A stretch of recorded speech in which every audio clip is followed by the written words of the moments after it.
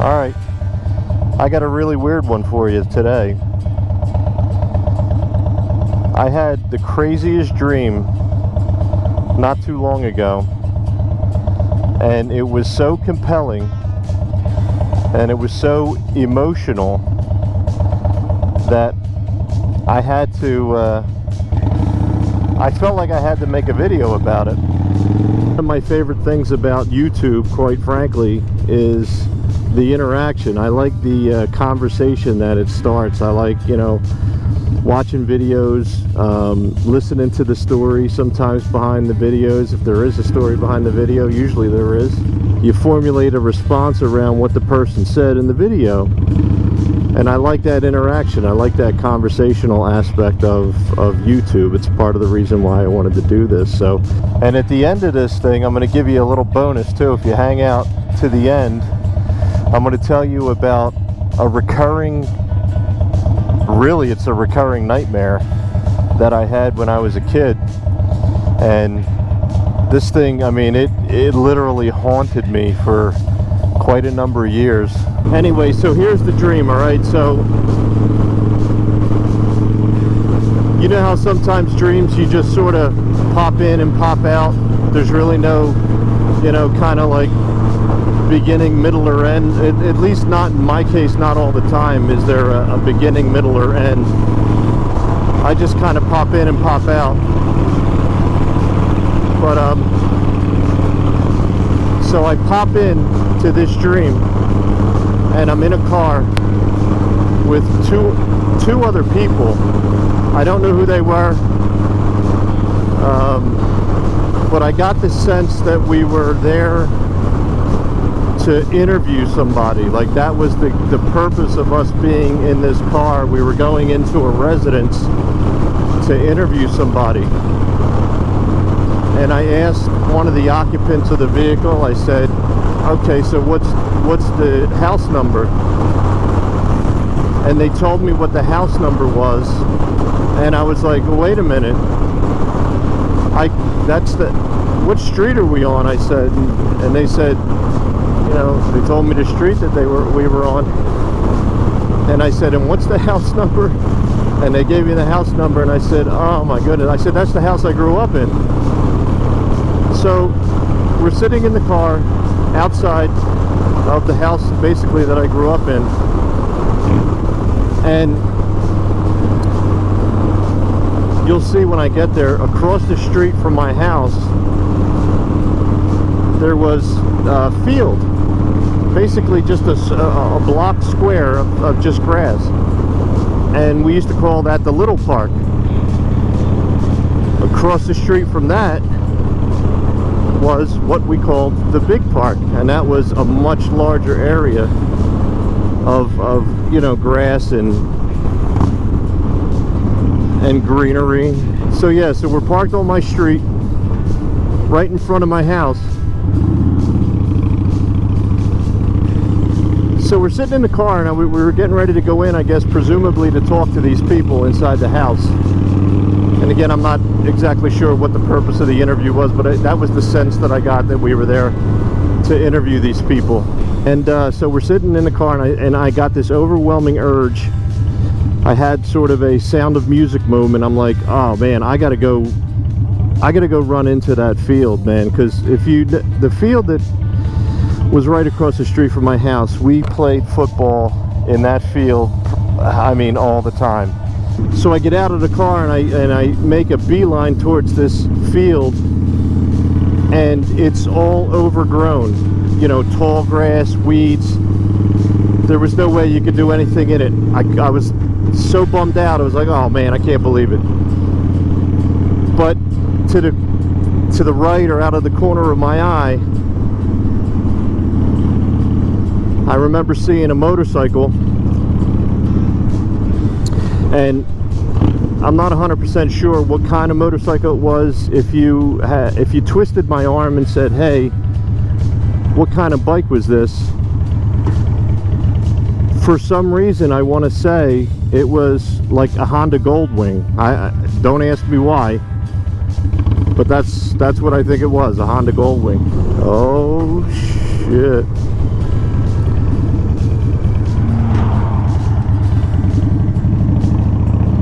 sure they'll appreciate me coming down here. Yeah, this is the street I grew up on. Oh man, this is my block right here. I'm kind of freaking out a little bit right now. So I'm sitting in the car. I know we're getting ready to interview somebody. That's just a feeling that I had. So I wanted to run through this field. This field was all overgrown. Goldwing was basically sitting like in this corner over here, but attached to the Goldwing was this vicious, ferocious dog on a big long chain. So I approach the field. The dog starts barking. He's freaking out. Rah, rah, rah, rah, rah, rah. Now he starts chasing me. He's like after me. He wants me, and he's ready to kill me, it seems like. So instead of like running back towards the house, I make a beeline that way. So I'm trying to go towards the big park. So so as I get over there, I get the sense that there's another animal there. I thought it was another dog on a chain, and I thought they were going to converge on me and just devour me. But it turned out it wasn't a dog. It was like some kind of bobcat or mountain lion or something, like a cat, like some kind of cat. Now mind you, I have dogs and cats, so probably somewhere in my mind that's part of what it was. But yeah, so now the dog is chasing the cat and they're going at it, and next thing I know, I didn't even, like, you know how you just pop from one scene to another? So next scene for me, or the next thing I remember, was being inside the house. My room was downstairs. We finished the basement because, for a lot of reasons, but you don't need to know that. But yeah, so we're sitting basically in the middle between the living room and the dining room, and we're sitting at this table and we're talking to the folks, and the people I was with were interviewing these people that lived in the house that I grew up in. And I remember sitting next to a little kid, and I looked at the little kid. I turned to him and I looked at the little kid and I said, "Is the basement still finished?" And the little kid, I don't even know if it was a boy or a girl, little kid said, "Yes, it is." I said, "Can I see it?" And at that point I woke up, and that was the end of the dream.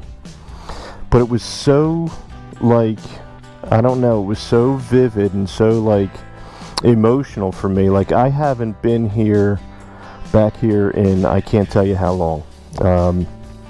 And again, if you watch the 7 questions video, I talk a little bit about what planted the seed, and a lot of you know, are going to say, well, clearly you talked about the 7 questions, it stirred up these memories, and you had this crazy dream. Well, what I'm not telling you is I had this dream like 2 or 3 weeks before I was even asked to do the 7 questions. But I just found it so crazy and odd that I have this dream about coming back to the neighborhood, the street that I grew up on, the field, a motorcycle, and a Honda, right? If it's in my mind, Honda Goldwing. If you had to say what kind of bike it was a Honda Goldwing. And if you saw the video, and I was talking about the 2 dirt bikes when I was a little kid, and I said I liked the red one over the yellow one. The red one was a Honda. Okay, so the whole thing came together, and I'm like, you gotta be kidding me, this is so crazy. So it's almost like it was a premonition. That's the reason I felt so compelled to tell you this story. It's probably the most off-the-wall thing to tell you guys, and I apologize for wasting however many minutes you wasted on the video so far. But yeah, I felt like compelled to come back here. I'm probably going to cruise around a little bit. You guys don't need to see that. Anyway, if you stuck around this long, I really appreciate it. I want to know if you had any kind of experience like that, where you had a dream and you were so moved by it, or compelled to do something because of it. I'd really love to hear that. I'm going to give you my recurring nightmare too. For the longest time, I was deathly afraid of bridges. I think it had something to do with the old Passyunk Avenue Bridge.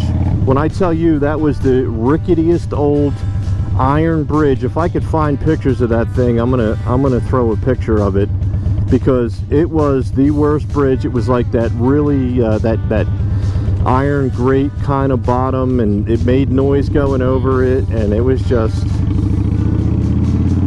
It was just terrible. I hated that bridge, and that's probably the impetus for this thing. But anyway, my recurring nightmare is bridge related, and it was various bridges. A lot of times it was the Passyunk Avenue Bridge.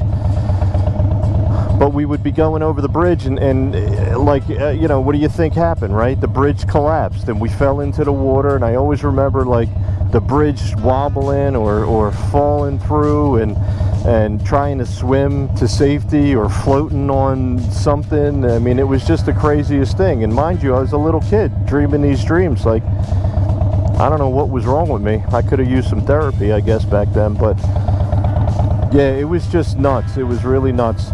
So that's my recurring nightmare, basically, if you want to call it that.